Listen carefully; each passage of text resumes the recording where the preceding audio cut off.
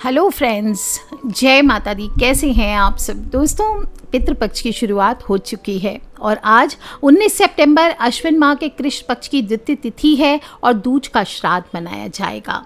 19 सितंबर बुधवार के दिन उन पितरों का श्राद्ध होगा जिनकी मृत्यु किसी भी महीने की द्वितीय तिथि पर हुई हो।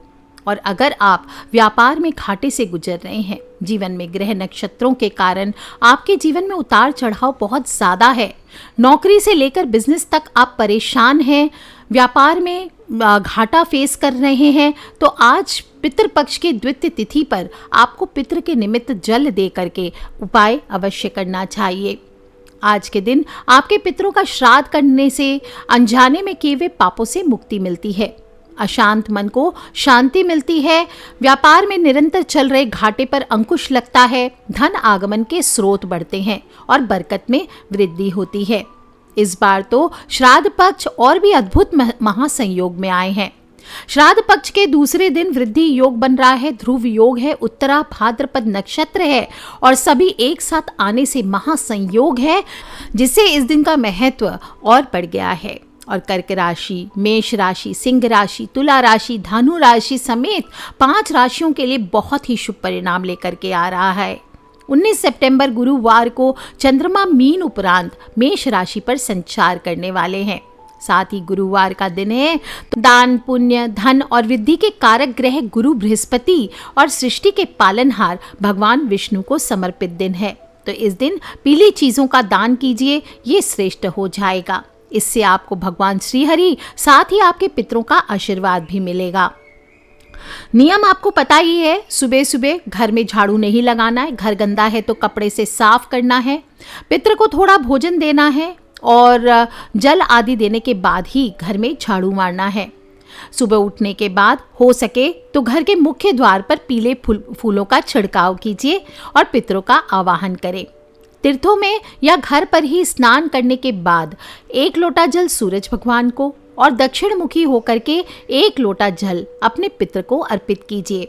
बोलिए ओम सर्वेभ्यो पितृभ्यो नमो नमः, पितर पितरानी की जय। दोस्तों, श्राद्ध करना चाहते हैं तो रसोई साफ करके पहले भोजन बनाएं। पूड़ी, केसर की खीर, सात्विक सब्जी भोग के लिए बनाएं। श्राद्ध के दिन अपनी सामर्थ्य अनुसार या इच्छा अनुसार खाना नहीं बनाना चाहिए, बल्कि कोशिश करनी चाहिए कि जिस व्यक्ति का आप श्राद्ध कर रहे हैं उसकी मनपसंद के हिसाब से खाना बनाना चाहिए।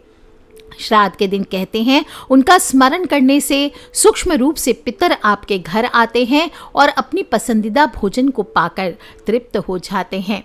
पितृगण के निमित्त आप इस दिन धूप भी कर सकते हैं। दक्षिण दिशा की ओर धूप जलाइए, गोबर के कंडे गर्म कर लीजिए गैस पर, उस पर थोड़ा सा घी, गुड़ आदि डाल करके आप धूप दे सकते हैं। जो भोजन आपने बनाया है वो आप धूप में अर्पित कर सकते हैं पितृ के निमित्त। गाय के घी का दीपक कर सकते हैं। पीपल के पत्ते का, हरिद्रा और पीले चंदन और केला आप दक्षिण मुखी होकर के आप 3 दुर्बा घास को पितृ के निमित्त बना लीजिए और उस पर अर्पित करना चाहिए। पितरों के निमित्त नारायण भगवान का ध्यान करते हुए भगवद गीता के 2 अध्याय का पाठ करना चाहिए। ऐसे तो पितर दोष से मुक्ति के लिए 7वें अध्याय का पाठ किया जाता है, लेकिन जब श्राद्ध पक्ष का दूसरा दिन आता है तो इस दिन भगवद गीता के 2 अध्याय का पाठ करने से अगर व्यापार में घाटा चल रहा हो, काम धंधे को लेकर नुकसान हो रहा है, पैसे में बरकत नहीं हो रही है, धन संबंधी समस्याएं हैं, जीवन में हार चुके हैं, करियर नहीं बन पा रहा है, तो आपको ये अवश्य सुनना चाहिए। वीडियो के एंड में सुनाऊंगी, जो लोग सुनना चाहते हैं अवश्य सुने, और अलग से भी वीडियो अपलोड करेंगे भगवद गीता के 2 अध्याय का, तो आप लोग अलग से भी सुन सकते हैं। कोशिश करें पितृ मंत्र का जाप करें। आपके पास जो भी अभिमंत्रित रुद्राक्ष की माला हो, स्फटिक की माला हो, आप उससे, या चंदन की माला हो, उससे आप ओम नारायणाय नमः, ओम कुल देवताय नमः, ओम कुल दिव्यै नमः, ओम नाग देवताय नमः, ओम पितृ देवताय नमः, ओम पितृगणाय विद्महे जगत धारिण्य धीमहि तन्नो पितरः प्रचोदयात्, इस मंत्र का जाप करें। सभी मंत्र आप चाहें तो 21-21 बार जाप कर सकते हैं। और इसके बाद एक दिन पहले जो भी आपने ब्राह्मणों को सत्कार कर भोजन करवाने के लिए आमंत्रित किया है, उन सभी को आपको जो भी भोजन आपने बनाया है उसमें से पंचबली निकालने के बाद उन्हें आप भोजन कराएं। ध्यान रखें किराया लगता है ब्राह्मणों का, आने जाने का आजकल भाड़ा लगता है बहुत ज़्यादा। पहला ज़माना नहीं है कि घर बुलाया 50 रुपया दिया और भेज दिया, इस तरह से नहीं। आप श्राद्ध करना चाहते तो पूर्ण रूप से तृप्त करके भेजें। कोशिश करें एक धोती गमछा ले लीजिए, अगर नहीं ले सकते तो आप उनको एक शर्ट या कोई पैंट टाइप की दान कर सकते, कोई साड़ी दान कर सकते हैं। बक्से में पड़े हुए पुराने वस्त्रों का दान नहीं करें। अगर सामर्थ्य हो नया खरीदने की, अच्छा देने की, तो ही आपको दान करना चाहिए। नहीं तो कम से कम ब्राह्मणों को आने जाने का किराया दें या उनके पिकअप और ड्रॉप की व्यवस्था करें। ध्यान रखें जब विदा कर देंगे उस समय खुद से छोड़ने बाहर नहीं जाना है। और श्राद्ध कब करना है? हमेशा जब सूर्य की छाया पैरों पर पड़ने लग जाए, यानी दोपहर के बाद ही शास्त्र सम्मत है, तो मुहूर्त में श्राद्ध कीजिए। सुबह सुबह या 12 बजे से पहले किया गया श्राद्ध पितरों तक नहीं पहुंचता है। मुहूर्त में बता देती हूँ। श्रेष्ठ मुहूर्त है कुतुब मुहूर्त, दोपहर को 11:53 से 12:43 तक रहेगा। रोहिणी मुहूर्त है 12:43 से 1:33 तक, और दोपहर का अपराह्न मुहूर्त है 1:33 से लेकर शाम को 4:02 तक।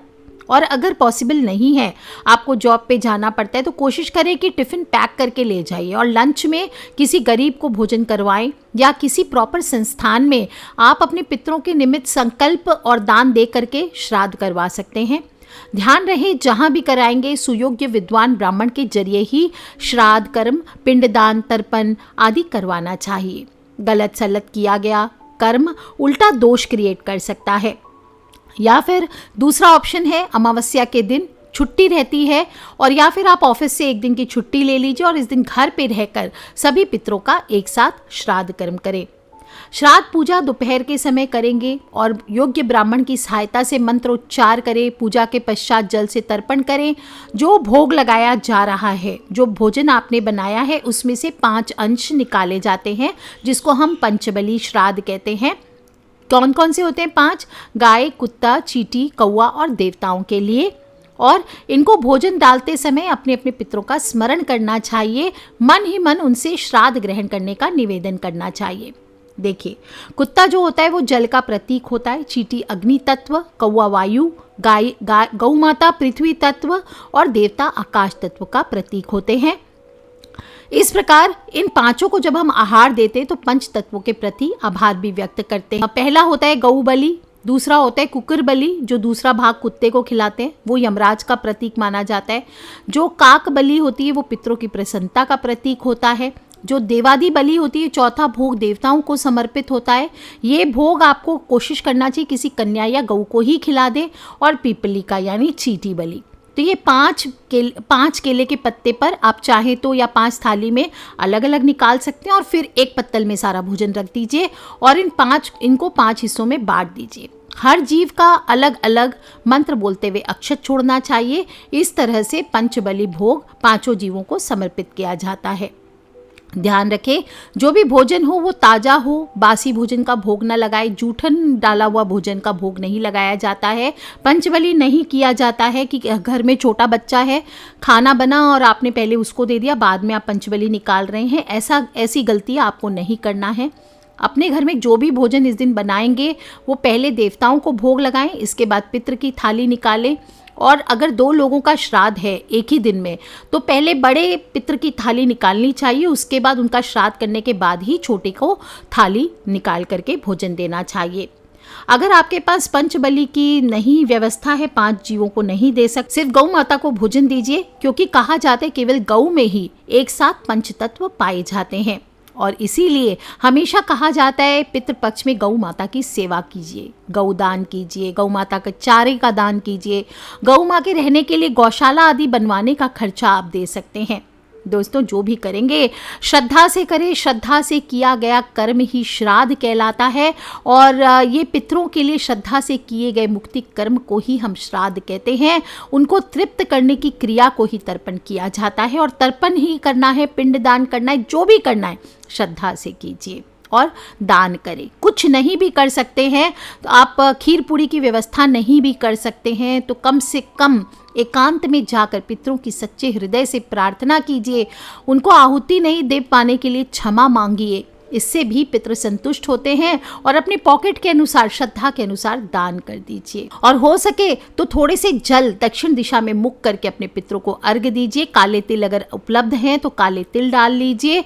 दोस्तों, पितरों के लिए श्रद्धा और कृतज्ञता प्रकट करने वालों को कोई निमित्त बनाना पड़ता है और ये निमित्त ही श्राद्ध है। शांति से बिना कलेश किए पूर्ण श्रद्धा से श्राद्ध करने वाला व्यक्ति परम सौभाग्य को पाता है और जीवन में दिन दुनी रात चौगुनी उन्नति करता है। इसके अलावा भी मैंने बताया है, आगे हम पाठ करेंगे। द्वितीय का श्राद्ध है। आज के दिन व्यापार, कार्य, नौकरी, धन आगमन, बरकत की परेशानियों को दूर करने के लिए आपको प्रार्थना करनी चाहिए। और हो सके तो आप घर में पितृ दोष अगर ज़्यादा है तो पितृ पक्ष में पितृ यंत्र 1.25 लाख मंत्रों से जप सिद्धि करके पितृ क्रिया करवा करके इसको रविवार के दिन अपने घर में या अपने कार्यस्थल के दक्षिण दिशा में स्थापित करना चाहिए। नियमित रूप से इसके सामने धूप करना चाहिए और 40 दिन तक लगातार गीता जी के 2 अध्याय का पाठ पढ़िए या सुन सकते हैं। इससे व्यापार में लगातार बढ़ोतरी होने लगती है। इससे पितरों को शांति मिलती है और वो पूर्ण रूप से आपसे दोष मुक्त होकर आपको ब्लेस करने लगते हैं। तो आइए अपने अपने पितृ को नमन करते हुए आज श्राद्ध पक्ष के द्वितीय श्राद्ध के दिन अपने व्यापार, कार्य, नौकरी, धन आगमन, बरकत की परेशानियों को दूर करने के लिए हाथ जोड़कर अपने पितृ से प्रार्थना करते हुए इस गीता जी के पाठ को आगे सुनते हैं। बोलिए गिरधर गोपाल की जय, कृष्ण मुरारी लाल की जय। दोस्तों, पितरों का पर्व है। इससे हमारे घर में त्योहारों के लिए पितृ खुद आते हैं और पितृ दोष कुंडली के सबसे कॉमन दोषों में से एक होता है। जब भी सूर्य या चंद्रमा के साथ राहु केतु बैठ जाता है तो पितृ दोष बन जाता है। और पितृ दोष हो तो इंसान के जीवन में पैसों की किल्लत, घर में किसी सदस्य का अक्सर बीमार रहना, संतान नहीं होते हैं और होते हैं तो भविष्य की चिंता हमेशा बना रहना, कोई भी प्लानिंग का सफल न होना, ये सभी संकेत हैं कि कुंडली में पितृदोष व्याप्त है। और अगर आप भी श्राद्ध या पितृदोष की शांति नहीं करा पा रहे हैं तो कम से कम भगवत गीता के इस पाठ से पितृदोष से मुक्ति पाई जा सकती है। गीता जी का वो ज्ञान जो भगवान कृष्ण ने अर्जुन को कुरुक्षेत्र के मैदान में दिया था। अर्जुन उन लोगों के बारे में अधिक जानने के लिए उत्सुक थे जो दिव्य चेतना में स्थित थे। इसलिए श्री कृष्ण भगवान बताते हैं कैसे पारलौकिकता प्राप्त व्यक्ति आसक्ति, भय और क्रोध से मुक्त होते हैं और हर परिस्थिति में अविचल और संतुलित रहते हैं। अपनी इंद्रियों को वश में करके वे अपने मन को हमेशा भगवान में लीन रहते हैं और मन के कलेशों की प्रगति के बारे में बताते हैं, जैसे कि लोभ, क्रोध, वासना आदि सलाह देते हैं इन पर कैसे विजय पाई जा सकती है। कर्मण्येवाधिकारस्ते मां फलेषु कदाचन मां कर्मफल हेतुर्भू मां ते संगोस कर्मणि। जब भी कोई व्यक्ति नया बिजनेस शुरू करता है तो पहले दिन ही उसका ध्यान बिजनेस के परिणाम पर, मतलब लाभ पर या बिजनेस की सफलता पर रहता है। लेकिन श्रीमद् भगवत गीता के 2 अध्याय के 47वें श्लोक में भगवान श्री कृष्ण कहते हैं कि हमें कभी भी परिणाम की चिंता नहीं करनी चाहिए।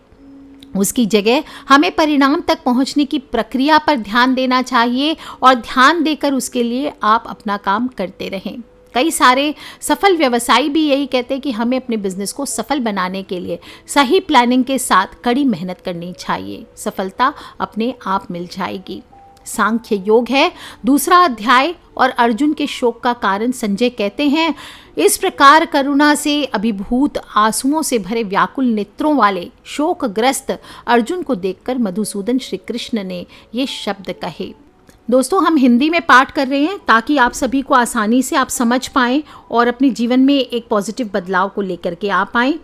तो कहते हैं कि श्री भगवान कहते हैं, हे अर्जुन, इस विपरीत स्थिति पर तेरे मन में यह ज्ञान कैसे उत्पन्न हुआ? न तो इसका जीवन के मूल्यों को जानने वाले मनुष्यों द्वारा आचरण किया गया है और ना ही इससे स्वर्ग की और ना ही यश की प्राप्ति होती है।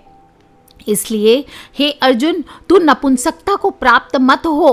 अपुरुषत्व के आगे झुकना तुझे शोभा नहीं देता। हे शत्रुओं के दमन करता, हृदय की तुच्छ दुर्बलता को त्याग कर युद्ध की ऐसी क्षुद्र दुर्बलता को त्याग कर उठो। अर्जुन कहते हैं, हे मधुसूदन, हे शत्रुहंता, मैं युद्ध भूमि में किस प्रकार भीष्म पितामह और द्रोणाचार्य जैसे पूजनीय व्यक्तियों पर बाण कैसे चलाऊंगा? ऐसे महापुरुषों को जो कि मेरे गुरु हैं, इन्हें मार कर जीने की अपेक्षा मैं इस संसार में भिक्षा मांगकर खाना श्रेयस्कर समझता हूँ, क्योंकि गुरुजनों को मारकर भी तो इस संसार में खून से सने हुए सुख रूप भोग ही तो भोगने को मिलेंगे। हम ये भी नहीं जानते कि हमारे लिए युद्ध करना श्रेष्ठ है या युद्ध ना करना, और यह भी नहीं जानते कि हम जीतेंगे या वे ही जीतेंगे। धृतराष्ट्र के पुत्रों का वध करके हम जीना भी नहीं चाहते, फिर भी वे हमारे सामने युद्ध भूमि में खड़े हुए हैं। कृपण और दुर्बल स्वभाव के कारण अपने कर्तव्य के विषय में मोहित हुआ मैं आपसे पूछता हूँ कि वह साधन जो मेरे लिए श्रेयस्कर हो उसे निश्चित करके कहिए। अब मैं आपका शिष्य हूँ और आपके शरणागत हूँ, कृपया मुझे उपदेश दीजिए। मुझे ऐसा कोई साधन नहीं दिखता जो मेरी इंद्रियों के सुखाने वाले शोक को दूर कर सके। स्वर्ग में धन धान्य संपन्न देवताओं के सर्वोच्च इंद्रपद और पृथ्वी पर निष्कंटक राज्य को प्राप्त करके भी मैं उस उपाय को नहीं देखता हूँ। तब संजय कहते हैं, हे राजन, निद्रा को जीतने वाले अर्जुन ने इंद्रियों के स्वामी श्री कृष्ण से कहा, हे गोविंद, मैं युद्ध नहीं करूँगा, और चुप हो गया। तमुवाच ऋषिकेश प्रहसन्निव भारत सेनयोरु भयोर्मध्ये विषिदन्तमिदं वचः। कहते हैं, हे भरतवंशी, इस समय दोनों सेनाओं के बीच शोकग्रस्त अर्जुन से इंद्रियों के स्वामी श्री कृष्ण ने हंसते हुए ये शब्द कहे। भगवान कहते हैं, हे अर्जुन, तू उनके लिए शोक करता है जो शोक करने के योग्य नहीं है, और पंडितों की तरह बातें करता है। जो विद्वान होते हैं वे ना तो जीवित प्राणी के लिए और ना ही मृत प्राणी के लिए शोक करते हैं। न त्वेवाहन जातु नासम न त्वम नेमे जनाधिपा न चैव न भविष्यामा सर्वे वै मतः परम। यानी ऐसा कभी नहीं हुआ कि मैं किसी भी समय में नहीं था या तू नहीं था, अथवा ये समस्त राजा नहीं थे, और ना ऐसा ही होगा कि भविष्य में हम सब नहीं रहेंगे। जिस प्रकार जीवात्मा इस शरीर में बाल अवस्था से युवावस्था और वृद्ध अवस्था को निरंतर अग्रसर होता रहता है, उसी प्रकार जीवात्मा इस शरीर की मृत्यु होने पर दूसरे शरीर में चला जाता है। ऐसे परिवर्तन से धीर मनुष्य मोह को प्राप्त नहीं होते हैं। हे कुंती पुत्र, सुख दुख को देने वाले विषयों के क्षणिक संयोग तो केवल इंद्रिय बोध से उत्पन्न होने वाले सर्दी तथा गर्मी की ऋतुओं के समान आने जाने वाले हैं। इसलिए हे भरतवंशी, तू अविचल भाव से उनको सहन करने का प्रयत्न कर।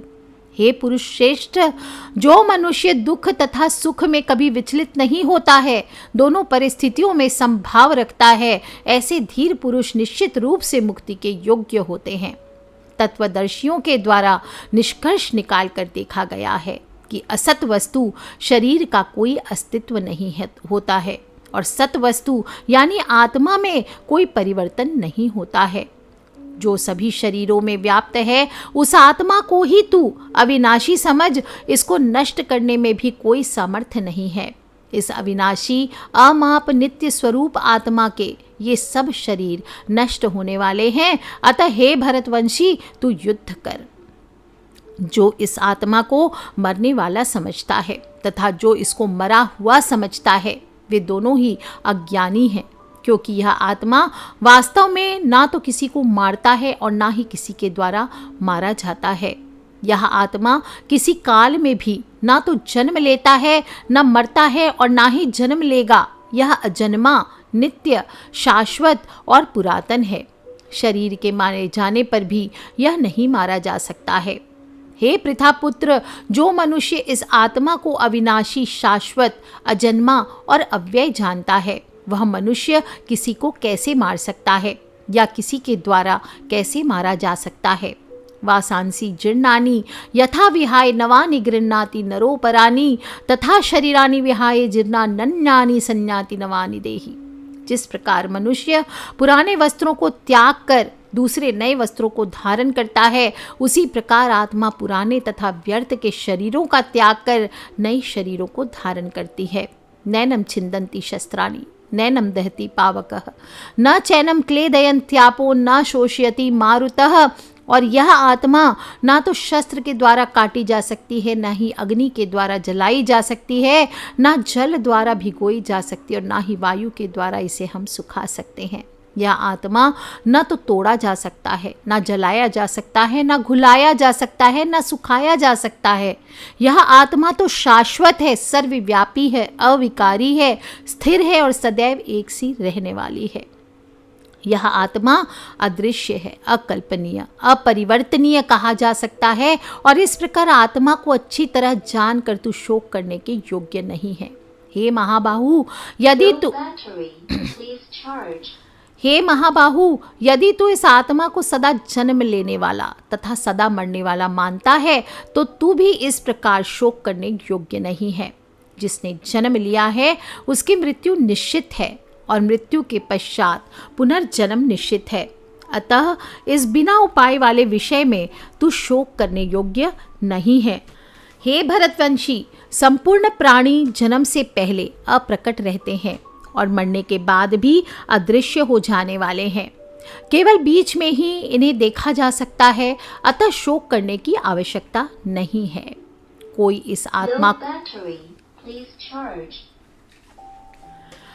इस आत्मा को आश्चर्य की तरह देखता है, कोई इसके आश्चर्य की तरह वर्णन करता है तथा कोई इसे आश्चर्य की तरह सुनता है और कोई तो इसके विषय में सुनकर के भी कुछ समझ नहीं पाता है।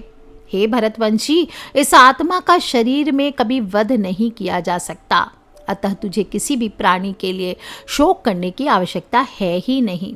और धर्म के अनुसार युद्ध का निरूपण कहते हैं, हे अर्जुन, क्षत्रिय होने के कारण अपने धर्म का विचार करके भी तू संकोच करने योग्य है ही नहीं, क्योंकि क्षत्रिय के लिए धर्म के लिए युद्ध करने के अलावा अन्य कोई श्रेष्ठ कार्य है ही नहीं। हे पार्थ, वे क्षत्रिय भाग्यवान हैं जिन्हें ऐसे युद्ध के अवसर अपने आप प्राप्त होते हैं, जिससे उनके लिए स्वर्ग के द्वार खुल जाते हैं। किंतु यदि तू इस धर्म के लिए युद्ध नहीं करेगा तो अपनी कीर्ति को खोकर कर्तव्य कर्म की अपेक्षा करने पर पाप को प्राप्त होगा। लोग सदैव तेरी बहुत समय तक रहने वाली अपकीर्ति का वर्णन करेंगे और सम्मानित मनुष्य के लिए अपकीर्ति मृत्यु से भी बढ़कर है।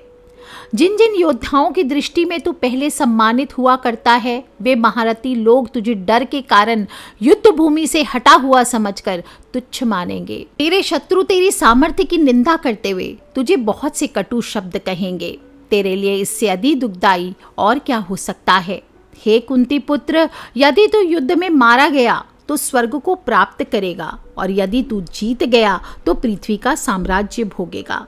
अतः तू दृढ़ संकल्प करके खड़ा हो जा और युद्ध कर। सुख हो या दुख हो, हानि हो, लाभ हो, विजय हो, पराजय हो, इसका विचार त्याग कर युद्ध करने के लिए ही युद्ध कर। ऐसा करने से तू पाप को प्राप्त नहीं होगा। हे पृथापुत्र, यह बुद्धि तेरे लिए ज्ञान योग यानी सांख्य योग के विषय में कही गई है और अब तू इसके निष्काम कर्म योग के विषय में सुन, जिससे तू इस बुद्धि से कर्म करेगा तो तू कर्मों के बंधन से अपने आप को मुक्त कर सकेगा। इस प्रकार कर्म करने से ना तो कोई हानि होती है और ना ही फल रूप दोष लगता है, अपितु इस निष्काम कर्म योग की थोड़ी सी भी प्रगति जन्म मृत्यु के महान भय से रक्षा करती है। हे कुरुनंदन, इस निष्काम कर्म योग में दृढ़ प्रतिज्ञ बुद्धि एक ही होती है, किंतु जो दृढ़ प्रतिज्ञ नहीं है उनकी बुद्धि अनंत शाखाओं में विभक्त रहती है।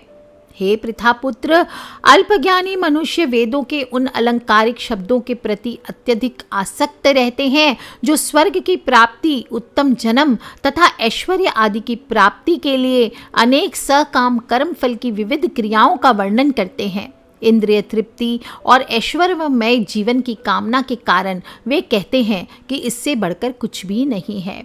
जो मनुष्य इंद्रियों के भोग तथा भौतिक ऐश्वर्य के प्रति आसक्त होने से ऐसी वस्तुओं से मोहग्रस्त हो जाते हैं, उन मनुष्यों में भगवान के प्रति दृढ़ संकल्पित बुद्धि होती ही नहीं है।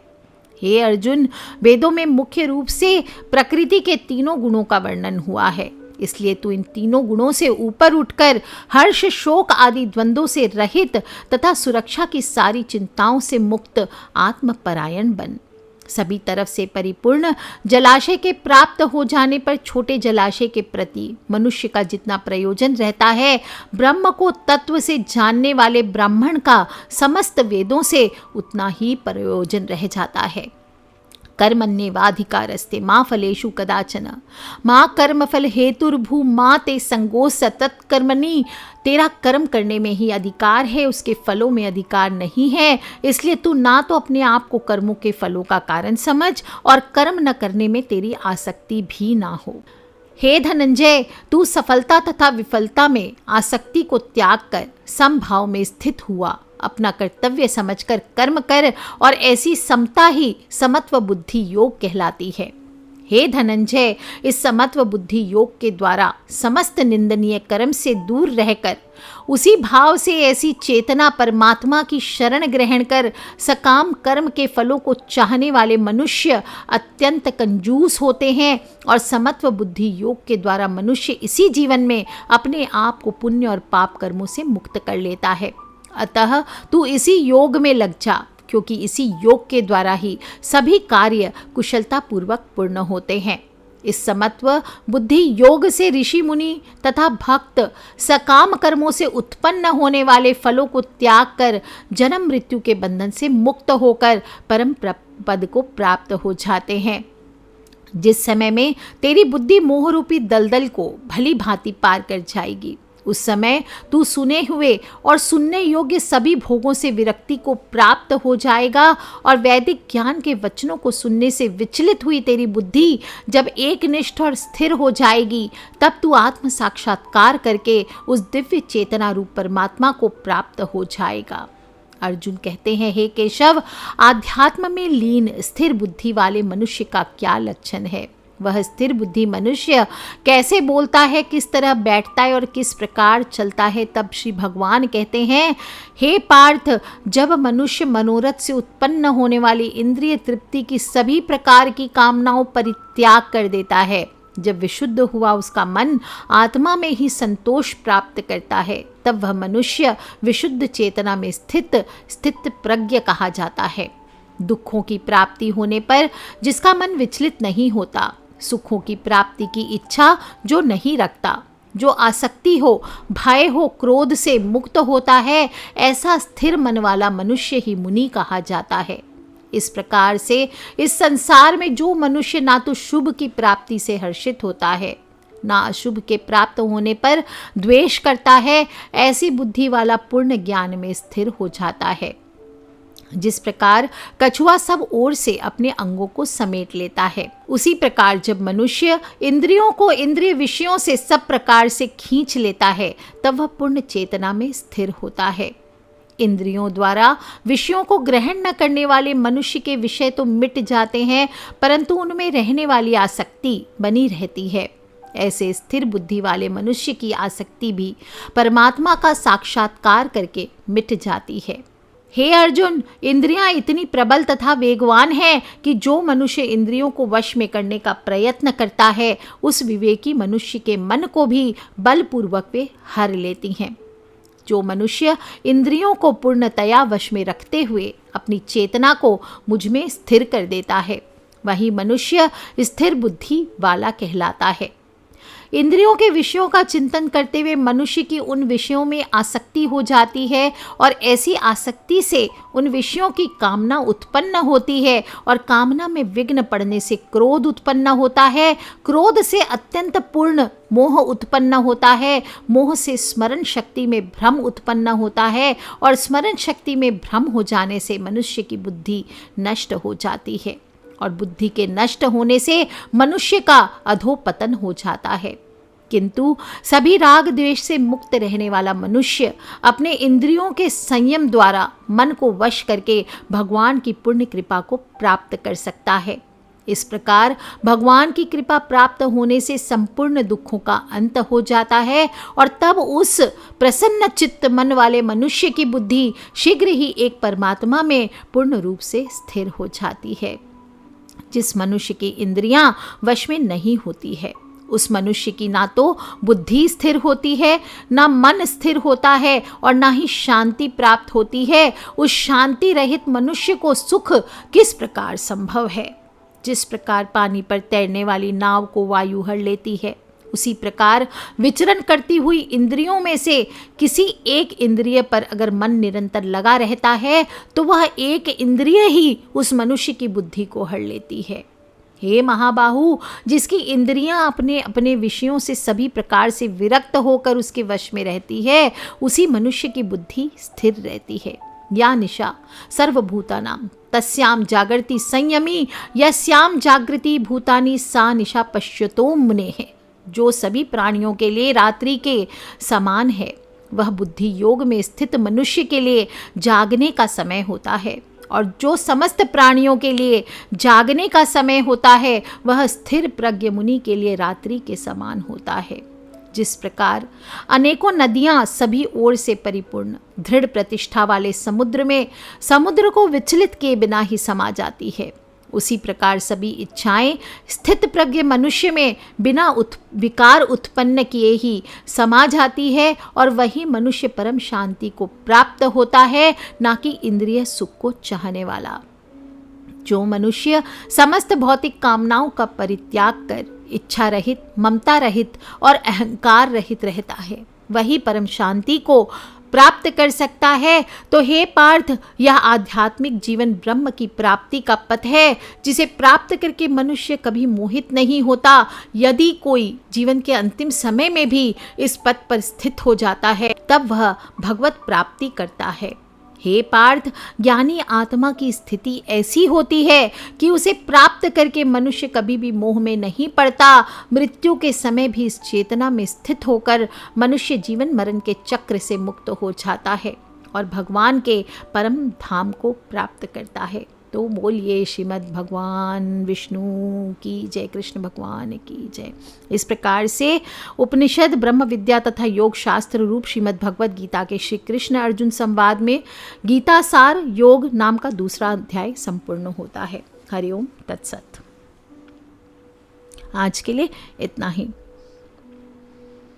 आप सभी के पितृ शांत हों, आप सभी के व्यापार में दिनों दिन बढ़ोतरी हो, स्वयं भी करें, छोटी छोटी बातें बताई है वो कीजिए, और इस जो द्वितीय अध्याय का पाठ किया है इसको निरंतर 40 दिन तक कोशिश करें कि रोज़ सुन सकें। आपके जीवन में बहुत सारे बदलाव आएंगे। इसी विश्वास के साथ आज के लिए इतना ही। Take care friends, love you all. जय माता दी, बम बम भोलेनाथ की जयकारा, शेरावाली दा बोल साचे दरबार की जय।